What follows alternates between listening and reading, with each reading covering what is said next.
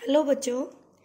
बेटा आज का हमारा टॉपिक है दो वेक्टर की मल्टीप्लिकेशन यानी प्रोडक्ट ऑफ टू वेक्टर्स। आज हम डिस्कस करने वाले हैं। ठीक है बेटा, बहुत ही इम्पोर्टेंट टॉपिक है हमारा ये, दो वेक्टर की multiplication, product of two vectors.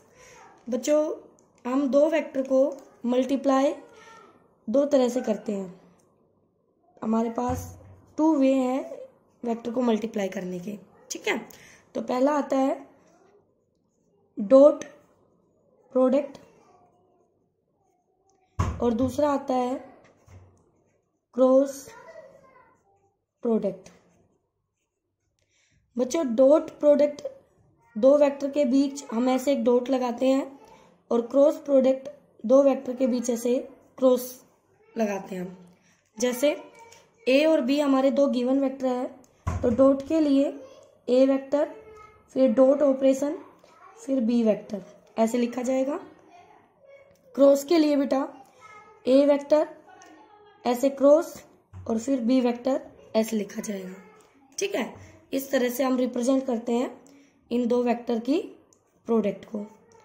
अब जो हमारा डॉट प्रोडक्ट है बच्चों, डॉट दो वेक्टर की डॉट से जो रिजल्ट आता है वो एक स्केलर आता है, इसलिए इसका दूसरा नाम है स्केलर प्रोडक्ट।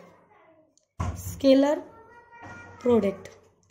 और क्रॉस प्रोडक्ट जो है बेटा, यहाँ पे दो वेक्टर को जब हम क्रॉस प्रोडक्ट से करते हैं तो जो रिजल्ट आता है वो एक वेक्टर क्वांटिटी आता है, इसलिए इसका जो दूसरा नाम है वो वेक्टर प्रोडक्ट, इसका दूसरा नाम है। ओके बच्चों, अब जो आपका स्केलर प्रोडक्ट है वो हमें स्केलर क्वांटिटी देगा और जो वेक्टर प्रोडक्ट है वो हमें एक वेक्टर क्वांटिटी देगा। यानी जिन फिजिकल क्वांटिटी को आप दो वेक्टर से, आपको दो वेक्टर की मल्टीप्लिकेशन से मिलती है और वो फिजिकल क्वांटिटी उनका रिजल्ट अगर स्केलर है तो वो इस कैटेगरी में आती है और जो वेक्टर है वो इस कैटेगरी में आती है। जैसे मैं एग्जांपल दिखाती हूँ आपको। एक एग्जांपल है, यानी जो वर्क डन है, वर्क डन W, वो होता है force into displacement. But work एक स्केलर क्वांटिटी है, वर्क एक स्केलर क्वांटिटी है। तो बेटा वर्क हमारा स्केलर है ये, तो स्केलर क्वांटिटी है आपकी। मैं पेन चेंज कर लेती हूँ ये।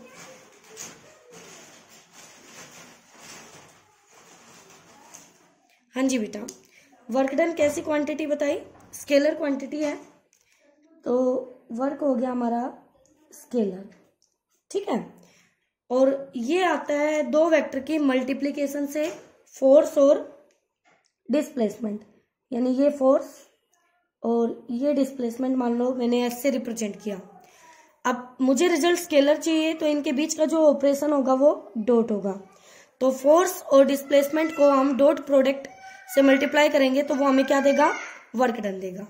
ठीक है, ऐसे ही बेटा एक क्वांटिटी आप पढ़ेंगे क्रॉस प्रोडक्ट में, टॉर्क। आपने सुना नहीं है टॉर्क, ये है टॉर्क। टॉर्क इक्वल टू होगा, टॉर्क एक वेक्टर क्वांटिटी है बेटा, ये एक वेक्टर है।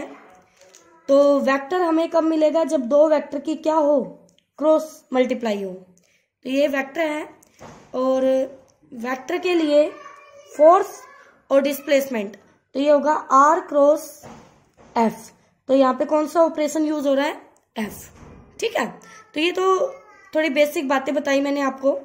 अब हम आगे जो प्रोसीड करने वाले हैं, आज हम पढ़ेंगे स्केलर प्रोडक्ट, स्केलर प्रोडक्ट और डॉट प्रोडक्ट। ठीक है, स्केलर प्रोडक्ट और डॉट प्रोडक्ट। ओके बच्चों, तो देखिए बेटा, सबसे पहले हमारे पास ये ए वेक्टर है, डॉट बी वेक्टर है। तो डॉट कैसे किया जाता है? ए वेक्टर का मैग्नीट्यूड, ठीक है, बी वेक्टर का मैग्नीट्यूड, ठीक है, cos of angle between them A B cos theta, A B cos theta. तो ये हमारे पास आ जाएगा दो वेक्टर का डॉट। अब सुनिए, यहां से ए डॉट बी निकालना है आपको और ए बी कोस थीटा आपके पास आएगा। ए का मैग्नीट्यूड, बी का मैग्नीट्यूड, थीटा, थीटा क्या है, smaller angle between A vector and B vector. Okay बेटा, A vector and B vector. बेटा ए का मैग्नीट्यूड स्केलर, बी का magnitude scalar, cos of theta, यहां से कोस की जो वैल्यू आएगी वो भी एक स्केलर। तो रिजल्ट कैसा आ गया, स्केलर क्वांटिटी। कैसा आ गया, स्केलर क्वांटिटी। अब मान लीजिए ए वेक्टर दे दिया है हमें ऐसे, ए एक्स आई कैप, ए वाई जे कैप, ए जेड के कैप, एंड बी वेक्टर दे दिया हमें बी एक्स आई कैप, बी वाई जे कैप, बी जेड के कैप। ठीक है, अब इसको सोल्व करने से पहले आपको ये समझना है कि I cap, J cap and K cap, these are unit vectors along x, y and z axis. ठीक है बच्चों, ये x, y, z एक्सिस के अलोंग एक्ट करते हैं। यानी यूनिट वेक्टर का मतलब ये हुआ कि आई कैप का जो मोड होगा वो 1 होगा, जे कैप का मोड 1 होगा, के कैप का मोड 1 होगा। These vectors give only direction, ये डायरेक्शन देने के लिए यूज किए जाते हैं, तो इनका मैग्नीट्यूड 1 होता है। तो अब यहां सीखिए, अगर आई का डॉट आई के साथ करूं तो क्या आएगा बताइए। तो आई का मैग्नीट्यूड 1, पहले का मैग्नीट्यूड, आई का मैग्नीट्यूड, दूसरे का मैग्नीट्यूड 1, कोस ऑफ, यहां पर थीटा बताओ बेटा कितना आएगा। तो थीटा आपको पता है एक्स वाई जेड एक्सिस के अलोंग ये एक्ट कर रहे हैं। मान लीजिए ये मेरी एक्स है और ये मेरी वाई है और ये जेड एक्सिस है, तो ये क्या है, right angle to each other. तो आई कैप, अगर आई कैप एक्स के अलोंग है तो दूसरा आई कैप भी एक्स के अलोंग होगा, तो दोनों के बीच एंगल कितना बना, 0 डिग्री। कितना बना, 0 डिग्री। तो यहां से मुझे आई डॉट आई क्या मिला बेटा, कोस 0 भी 1, तो 1 इंटू 1 इंटू 1 1। इसका मतलब मैं ये कह सकती हूं कि यूनिट वेक्टर्स की डॉट मुझे 1 देगी, बिल्कुल। तो मैं ये कह दूं कि कोई भी ए वेक्टर अगर उसका डॉट उसी के साथ लिया जाए तो वो उसके मैग्नीट्यूड यानी मॉडुलस का स्क्वायर आएगा, यानी ए स्क्वायर आएगा। क्यों, क्योंकि जिस डायरेक्शन में ए वेक्टर है उसी डायरेक्शन में ये ए वेक्टर है, तो दोनों के बीच थीटा कितना हो गया, 0 डिग्री। कितना हो गया, 0 डिग्री। तो यहां से मैं इसको अगर आपको खोल के दिखाऊं तो ऐसे लिखोगे ना आप, ए का मैग्नीट्यूड ए का मैग्नीट्यूड ए, कोस ऑफ 0 1, तो बेटा ये क्या बना, ए स्क्वायर।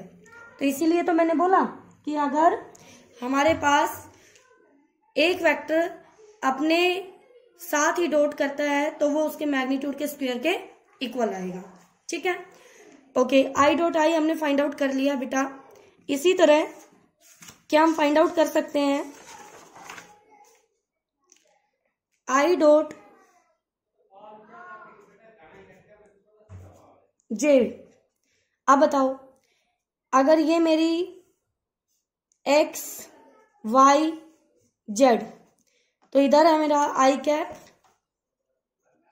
ये जे कैप और ये के कैप।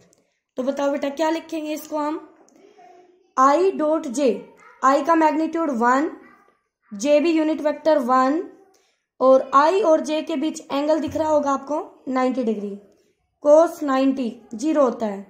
तो क्या रिजल्ट यहां से आपका कितना आ गया, 0। कितना आ गया 0। इसका मतलब अगर दो वेक्टर एक दूसरे के परपेंडिकुलर है तो उनका डॉट हमेशा 0 आएगा ऑलवेज। तो ऑर्थोगोनल वेक्टर्स का डॉट मैं लिख दूं, ऑर्थोगोनल वेक्टर्स का डॉट प्रोडक्ट ऑलवेज 0 होगा। ठीक है, इसका मतलब if a vector perpendicular to b vector then a vector dot b vector, इनका magnitude whatever b their magnitude, इनका मैग्नीट्यूड कुछ भी हो, तो a vector dot b vector, a का मैग्नीट्यूड बी का magnitude cos of 90 degree cos 90 0, then a dot b equal to 0। बहुत ही important concept है, आगे न्यूमेरिकल में आप यूज करेंगे। ठीक है बेटा, तो इसको कंटिन्यू रखेंगे इस टॉपिक को।